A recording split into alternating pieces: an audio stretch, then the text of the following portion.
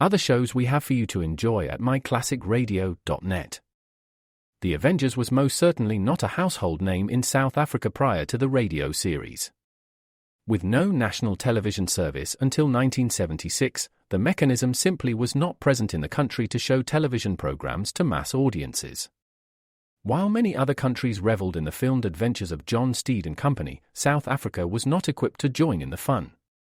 The series took Britain by storm and made a major impression in the American markets, being that greatest of rarities, a British series given a network transmission slot. However, as a filmed series, rather than a videotaped one, The Avengers was able to gain a modicum of exposure in South Africa through film rentals. Come and listen at myclassicradio.net. Other shows we have for you to enjoy at myclassicradio.net. The Black Museum was a 1951 radio crime drama program independently produced by Harry Alan Towers and based on real-life cases from the files of Scotland Yard's Black Museum. Ira Marion was the scriptwriter, and music for the series was composed and conducted by Sidney Torch. Although often mistakenly cited as being produced for the BBC, the series was produced and syndicated commercially by Towers throughout the English-speaking world. Come and listen at myclassicradio.net.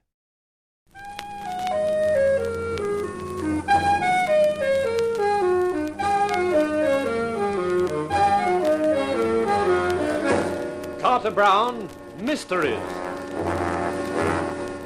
Adventures in excitement and suspense, based on the best-selling novels by the slick storytelling sensation, Carter Brown.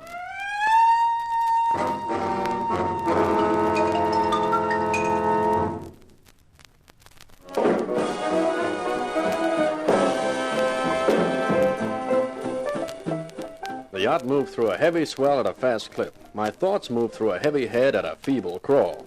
I looked around me.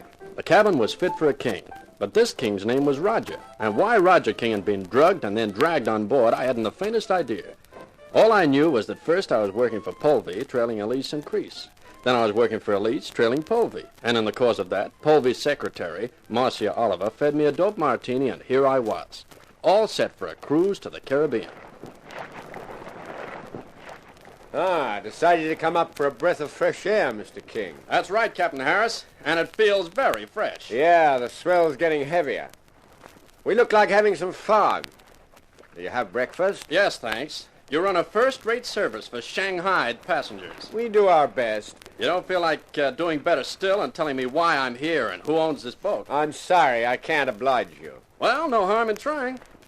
Now, Mr. King, I think you'd better go below. I've had my quota of fresh air, huh? I'd prefer you in your cabin. I'll have one of the crew conduct you. Well, if I'm going to be incarcerated for any long periods, do you mind if I borrow one of your bottles to keep me company? Not at all. There's a good supply in the saloon. You can stop off and pick up some on your way down.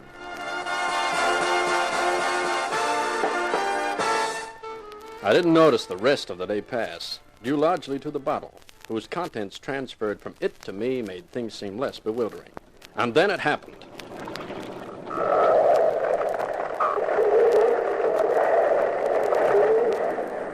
I was flung from the bunk to the floor, the empty bottle still in my hand. I picked myself up and tried the door. It was locked. The engines had stopped. Up above, I heard footsteps running along the deck, and after a while there was silence, except for a single sinister sound, the plash of running water. The cabin tilted to a crazy angle, and I could see the water creeping in under the door, and I was forced to the comfortless conclusion that I'd been left to my fate. And then I was proved wrong. Well, hi there, sailor. How's the hornpipe? You're drunk. That's right, Captain. Perhaps it's just as well. We hit a reef, Mr. King. Got too close inshore in this fog. Well, never mind. There are plenty of yachts. It's bad luck for you, though. If this hadn't happened, you could have enjoyed a 10-day cruise. And then we'd have dumped you someplace. And that would have been it. But as things are now, I'm afraid I'll have to kill you. Why, you bold, bad boy. You see, we can't take any risk of you being around on the 18th. That was the whole reason for getting you aboard, to keep you out of the way till after the 18th. Now, well, I'm sorry, King. I'll have to give it to you. What, another bottle? No, a bullet. Oh, you're kidding. No, I'm not. There's already about a foot of water in here. I'm going to shoot you, and you go down with the yacht. Hey, I think you're really serious. Perfectly serious. Goodbye, King. Oh, no! I'll bet you never figured I was such a good shot on an empty bottle.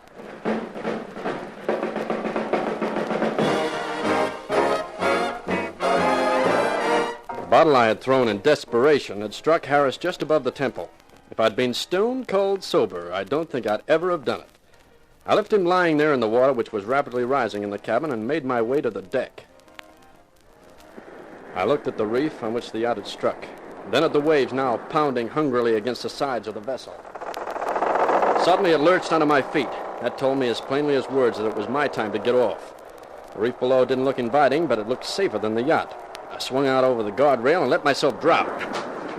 I landed on the rock on all fours, and as I picked myself up and stumbled away from the yacht, there was a harsh, rending sound.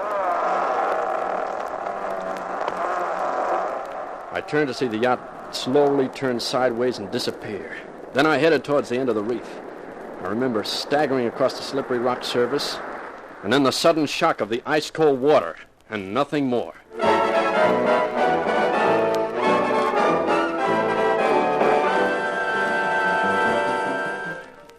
Take it easy now. Come on, drink some more. Not so fast now. Gently, Dusty. Yeah, what's this? A bed? Blankets? Where am I? In bed in my cottage, Mr. King. Come on, have a little more of this brandy. Hey, how'd I get here? I found you on the beach. You must have made it to the end of the reef and swum the rest of the way. Don't remember. Only remember the water. I saw the yacht strike. Then I came down to the beach later. I saw an upturned dinghy out at sea. And then I found you. What about the others? Don't know. Well, perhaps you'd better not talk anymore, Mr. King. You know my name. Well, when I stripped off your clothes, I took out your wallet. Naturally, I looked through it, but it's all safe, your license, your money, everything. My name was Wallace, by the way. Hugh Wallace. Well, Mr. Wallace, I guess I owe my life to you. That seems to entitle you to the whole story.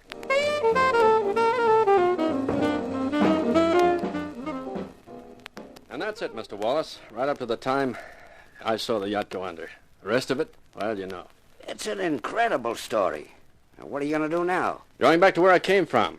I'm annoyed enough now to want a piece of revenge. And another thing, too. I'm curious about that date Harris mentioned, the 18th. I'd like to find out why I had to be kept away until after that. And what exactly is going to happen on the 18th? What about the wreck? I've been thinking about that. You saw an upturned dinghy. Looks as if the rest of the crew must have drowned. I know Harris is dead, and that leaves me the only survivor. I'd like to keep quiet about the wreck for two reasons. One, because to explain Harris's death would be awkward. And two, because with Polvey and his secretary thinking I'm dead, gives me an advantage. But of course, your conscience may insist on reporting the thing, Mr. Wallace. Well, it's up to you. You saved my life, and I won't argue with you on your decision, whatever it may be. I believe your story, Roger. It's too fantastic to be anything but the truth. And I'm only too happy to keep quiet about the wreck. You see, I'm wanted in 4 states for forgery. It was good to get home. It was good to roll into my own bed and sleep 18 hours straight. It was close to lunchtime of the next day when I got to my office and found an irate note from my employer, Miss St. Crease. I flicked the telephone dial to the number in her note.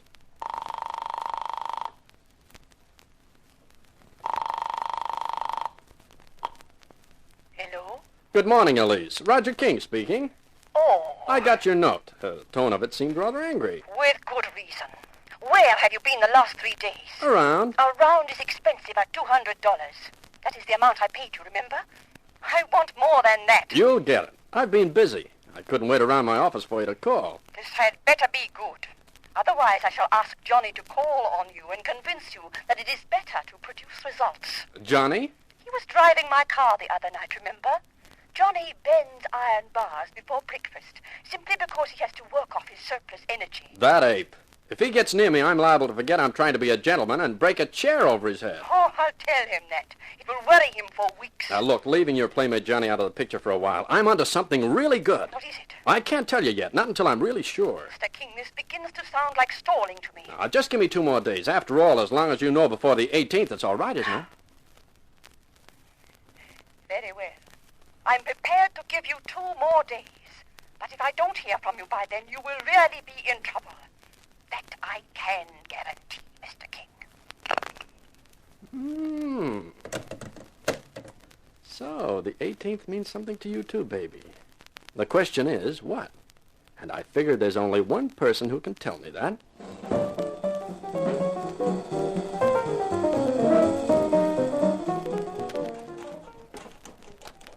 You learn all kinds of handy hints in the private eye profession. One of them is how to use a knife blade to open a window. I thought I had a good half hour before Marcia Oliver got home. More than enough time for a quick look around. And the Platinum Blonde's wardrobe was full of clothes. And if those clothes had been bought out of her salary as a stenographer, then, brother, I was going to take up shorthand and typing. I looked around for a hiding place. The full-length drapes over the living room window seemed to be as good a place as any. I arranged the drapes carefully, leaving myself a crack to see through, took a deep breath, and settled down to wait. Here we are, honey. I'll get us a drink. Baby. There's something I need more than liquor. Come here. Rodney, take it easy. You're gonna tell me you don't like it? No, honey, but there's no time.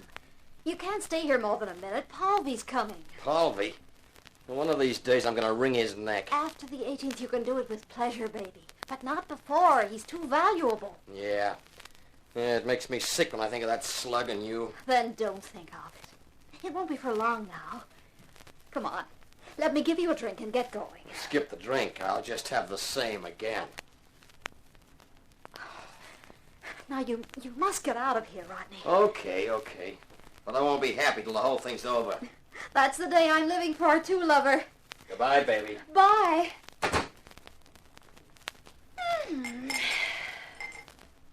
You could pour one for me too, Marcia. Only this time you can skip the Mickey Finn. You're dead. You mean I should be dead, but I'm not. How did you get in here? Through the window.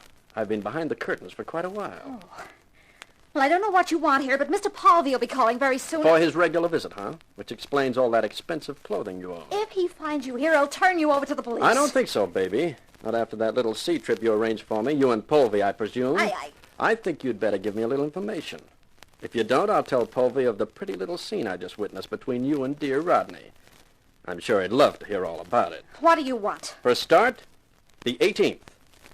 That's a date everyone seems to be interested in. What happens then? I don't know. Now, baby, don't start with the fairy stories. Paulvy says he's pulling off a big deal then. There'll be a stack of money in it, and I'll get some. That's all I know. Well, that could be true, I guess. And why did you slip me that dope martini? I was scared when you said you followed me home. I thought Paulvy's wife might have put you onto me. I wanted to keep you here till I could get in touch with Paulvy and ask him what to do. And he suggested the sea trip? Yes. I don't think I believe you, but I can wait. When Paulvy comes tonight, find out something definite about the 18th. I'll call back around midnight. You'd better know then, or I'll blow the whole works to Pal Paulvy. So it's up to you, baby.